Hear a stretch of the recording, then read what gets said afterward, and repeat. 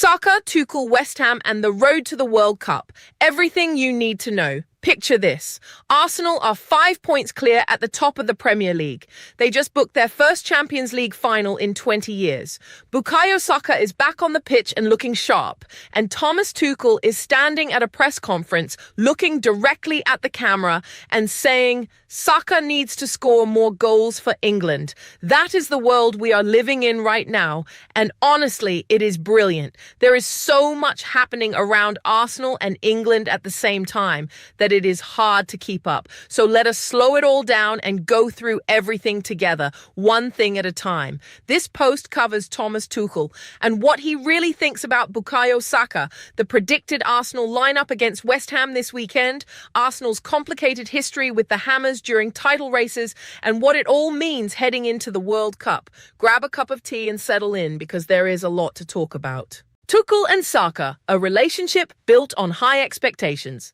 Let us start with the big one. Thomas Tuchel has been in charge of England for a while now, and his relationship with Bukayo Saka is one of the most interesting things to follow. On one hand, Tuchel absolutely loves what Saka brings to the team. On the other hand, he is never satisfied with him, and he makes that very clear in public. So what does Tuchel actually think of Saka? The honest answer is that he thinks Saka is one of the best young players in the world, not because of tricks or flair, but because of how he thinks on the pitch.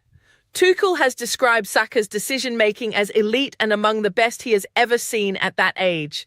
That is a huge compliment coming from a manager who has coached some of the biggest names in world football. But here is where it gets really interesting. Tuchel does not just hand out praise and move on. He follows it up with a challenge every single time. After England beat Wales in a friendly back in October 2025, Tuchel came out and said something that surprised a lot of people. He pointed out that Saka only had 13 goals for England at that stage and said plainly that it had to be more. He said he expected a player of Saka's quality to have at least 30 international goals by now. Now, some fans reacted to that by saying Tuchel was being too hard on Saka. Others thought it was fair. What do you think? Is 13 goals for England too low for a player of Saka's level? Or does the nature of how he plays mean we should not judge him purely by goals? Personally, I think Tuchel has a point. Saka plays in a wide role, but he gets into goal-scoring positions regularly. At Arsenal, he scores and assists at an impressive rate. The fact that those numbers have not translated fully to England is something he needs to work on, and Tuchel is right to push him on it. Tuchel protecting Saka, the March 2026 withdrawal that sparked debate. Fast forward to March 2026. Saka pulls out of the England squad due to injury concerns, and suddenly there are people online losing their minds over it. Conspiracy theories start flying around. Some fans think Arsenal are protecting Saka from England duty on purpose. Others think Saka himself does not want to play for England. Tuchel was not having any of that. He came out and defended Saka strongly, pushing back against what he called conspiracy theorists. He made it clear that Saka desperately wanted to play. He wanted to be there. He wanted to represent his country. But the risk of making his injury worse was simply too high. Tuchel refused to put Saka in a position where playing in friendlies could cost him weeks of football at club level. And honestly, that makes complete sense. This is not the World Cup or a major tournament.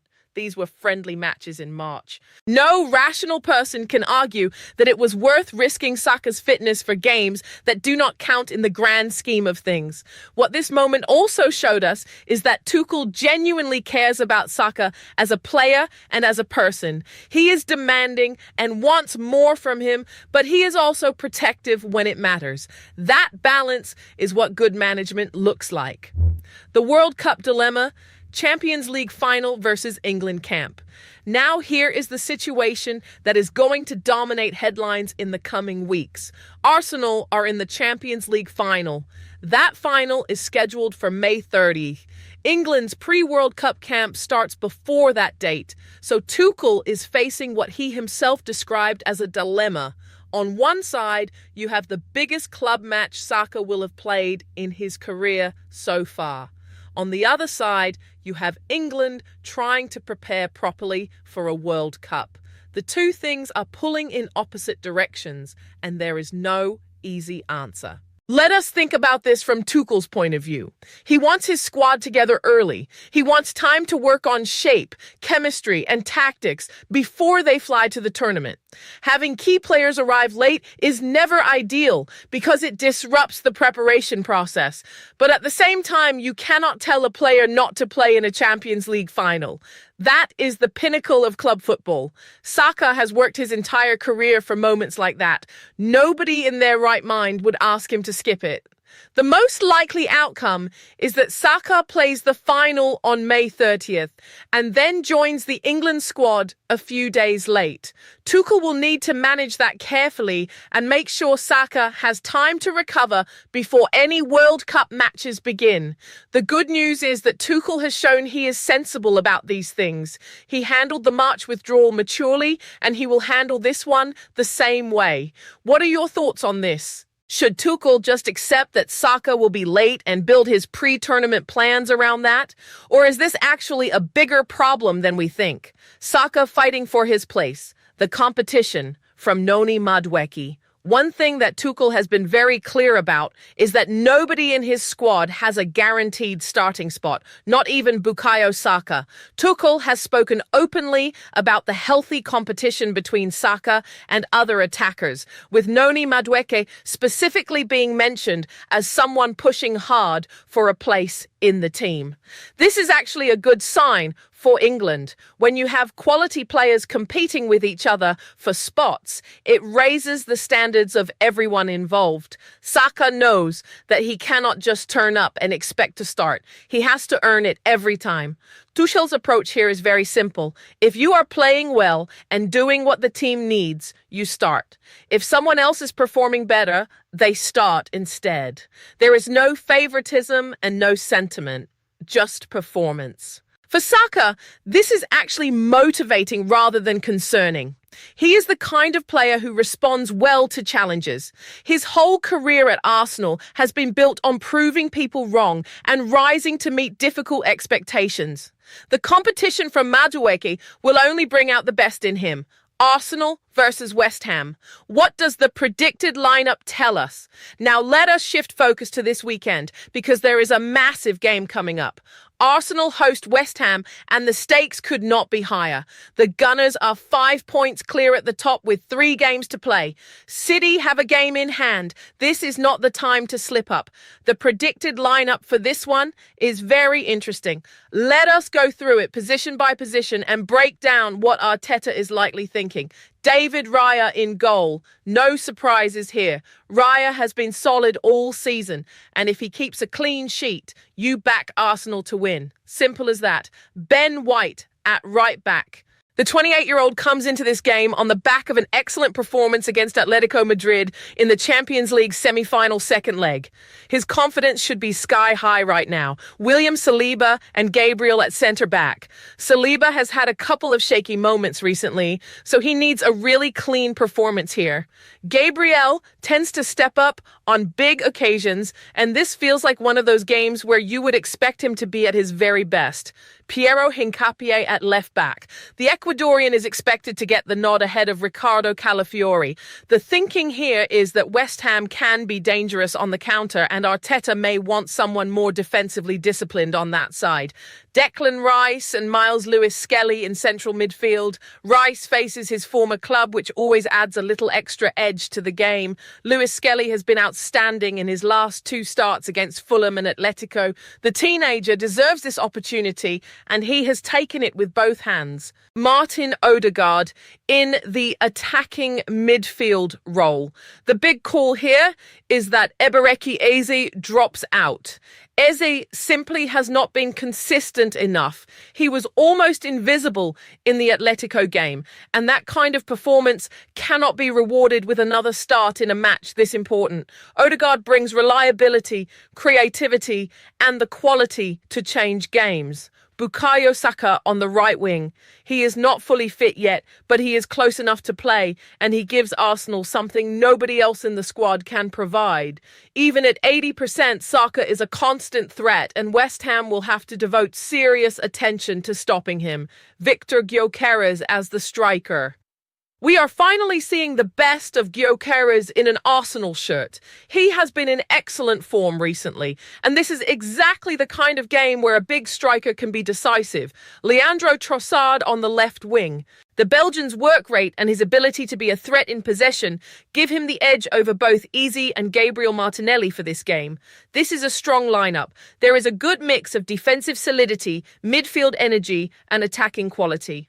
If Arsenal play to their potential, they should be too good for West Ham. But as we are about to discover, that has not always been the case. The West Ham curse, how the Hammers have haunted Arsenal's title dreams. Before we get too excited about this weekend, we need to talk about something uncomfortable. Arsenal have a history with West Ham during the run-in that every Gooner should be aware of. 3 consecutive title challenges, 3 painful moments involving the same opponent. Let us go through them. 2022 to 2023, the 2-2 draw that still hurts Arsenal came into that season as one of the biggest stories in football. Nobody expected Arteta's young side to be title challengers, but they absolutely were. They raced to 50 points from their first 19 games. It was breathtaking football and breathtaking form. Then came the wobble. 3 draws in a row, a 4-1 defeat at Manchester City, and right in the middle of that rough patch, a 2-2 draw at the London Stadium against West Ham on April 16th. Arsenal had been 2-0 up inside 10 minutes through Gabriel Jesus and Martin Odegaard. They should have won that game easily. Instead, West Ham came back to draw and Arsenal dropped 2 points they could not afford to drop. City eventually won the title and Arsenal had to live with the feeling of what might have been. 2023 to 2024, a 2-0 home defeat at the worst possible time. The following season went right down to the wire. Arsenal and City both finished incredibly close, with City taking the title on 91 points and Arsenal on 89. 2 points, that was the margin. And when you look back at the games Arsenal dropped points in, the 2-0 home defeat to West Ham stands out. Losing at home to the Hammers just after Christmas was a real blow to momentum. It was the kind of result that sticks with you. West Ham also beat Arsenal 3-1 in the Carabao Cup that same season, which shows this rivalry has a genuine edge to it. 2024 to 2025, Bowen strikes again to kill Arsenal's title. Hopes last season. Liverpool ran away with things fairly comfortably, but Arsenal still had a chance early in the second half of the season. They destroyed Manchester City 5-1 in February, which gave everyone hope. Then West Ham came to the Emirates on February 22nd, and Jared Bowen scored the only goal just before halftime. That defeat left Arsenal 8 points behind Liverpool with 12 games to play. The title was effectively over. 3 seasons, 3 painful West Ham results at crucial moments. If you are an Arsenal fan, you cannot pretend this pattern does not exist. It absolutely does. The good news from last season is that Arsenal won 5-2 at the London Stadium in the corresponding fixture.